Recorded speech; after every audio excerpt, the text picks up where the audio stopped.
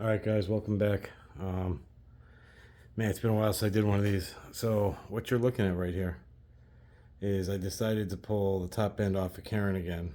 Let me give you a little backstory here. So we just took her apart.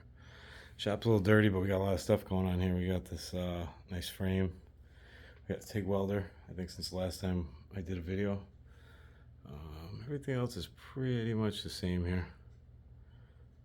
But so what we got going on, so I picked up, originally when I did the bike, when I did the build over the winter, it was supposed to get these old school Edelbrock heads.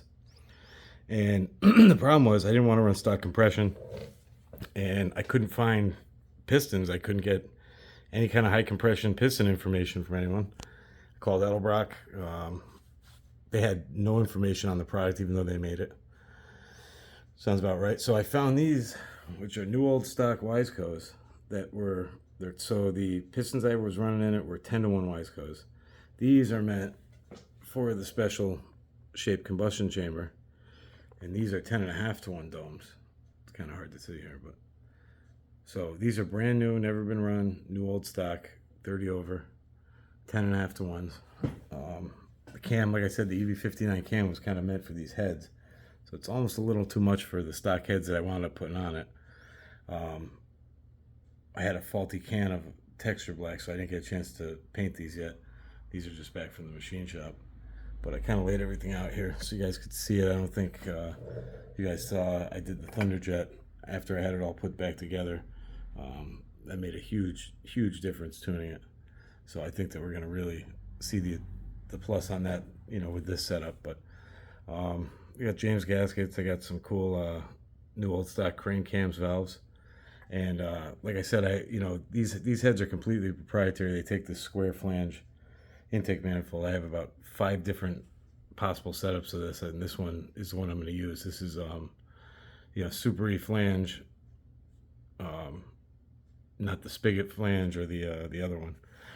So, if you want to run these heads, you got to get all this stuff in. You got to get pistons. You could use the stock pistons, but I don't see the point in that.